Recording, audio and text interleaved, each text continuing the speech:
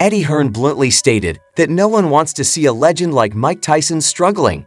His comments ignited debate over whether the fight honored Tyson's legacy or crossed the line into spectacle.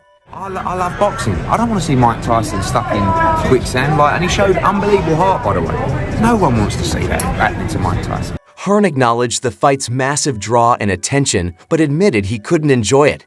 He pointed out the tension between the entertainment appeal for casual fans and the discomfort it caused purists who value the sport's legacy. I watched the first 30 seconds, which were quite entertaining, and then after it was just horrible to watch. And that's, I just, did you enjoy watching most of that fight? It was hard to watch, but it was always going to be like that. But it doesn't have to be.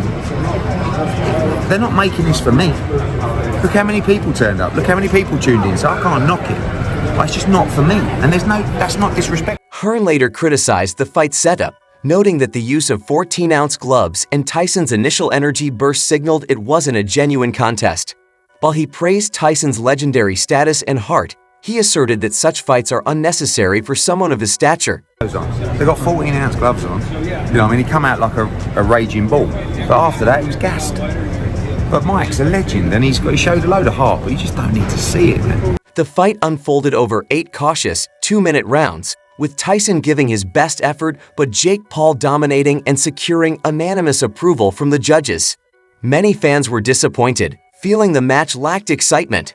Watching the 58-year-old Tyson struggle against the younger Paul stirred mixed emotions and raised questions about the legitimacy of such matchups in boxing.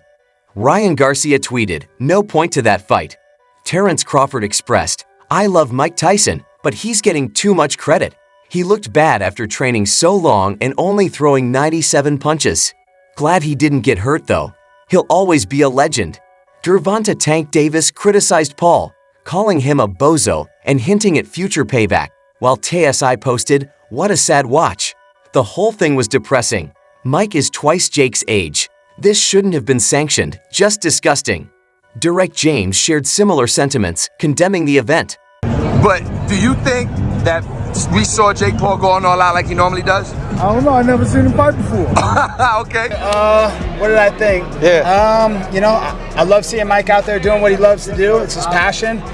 But I don't know. I think Jake looked a little soft tonight. He don't look like a real boxer, a pro boxer that's been training the last 10 years. So, he needs to come see me one day. A guy that's in his prime that's going to walk him down and have that cardio. I thought, Mike's a little bit older. He had a problem. They had to push back the first fight because, he had like a stroke on a plane or something like that. Yeah. So, I was just scared. I didn't want to see Mike get hurt. I'm happy he's walking out of that ring and he's healthy tonight. So, super happy. Everything went well, and it was a spectacle. All the fans enjoyed the show.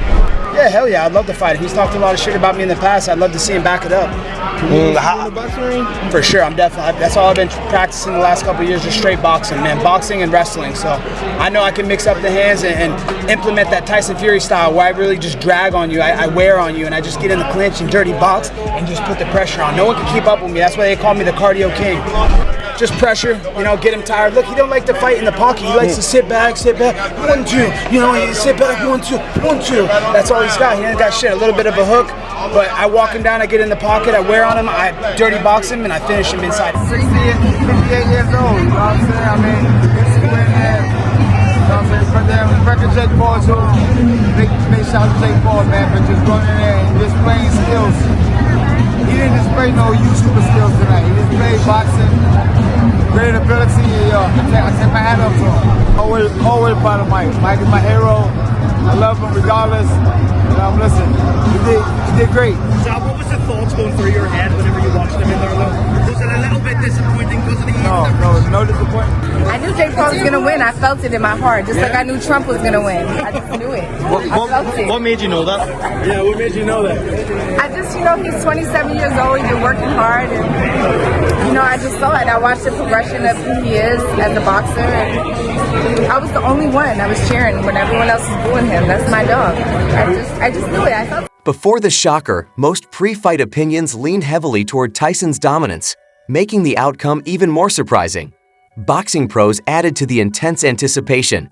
Teddy Atlas praised Tyson's quick twitch muscles and raw power, noting they remain remarkable even at his age. However, Atlas warned that while Tyson still has these traits, they may not be as effective in a competitive setting. He reminded fans that, despite Tyson's danger, he is far removed from his prime.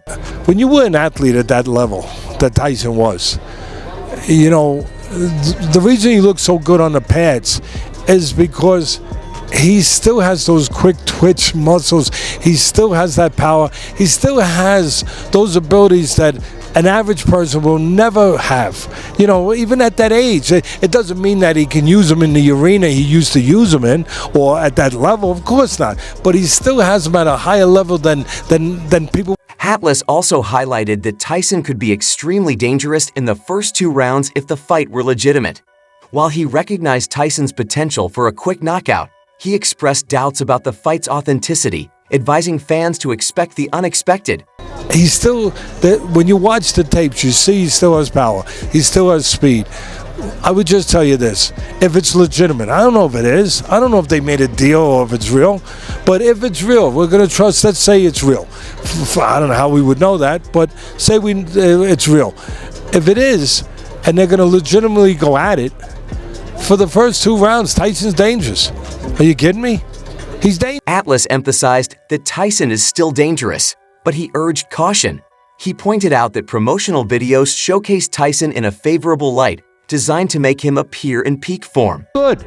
They're supposed to look good. That's why they put them out. They wouldn't put them out if they didn't look good. And I'm not pouring water on it. It's nothing. No, I'm a pro. It's not this, it's not that, it's sour grapes. That's stupid if people say that about me at this point in my life. Really.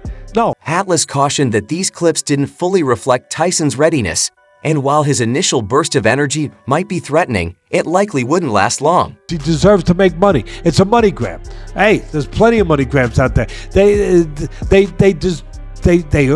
earned the right to do it. If people are going to buy it, they earned the right to do it. They're going to make money. It's a pioneer move. It's on Netflix. First time a fight on Netflix. All of that stuff, right? All that jazz. If it's legit, Tyson could knock him out in the first. Atlas also praised Tyson's legendary status and defended his right to earn money through such fights. He highlighted the historic moment of the fight potentially being streamed on Netflix for the first time if it ended early. Atlas predicted that Tyson had a real chance of securing a knockout. I hope that Mike makes a lot of money. He's a dear and old friend. My television boxing career began calling his first several exposures on ABC Sports back in the 80s. I've known him a long time. I love him. I want his life to be what he wants it to be.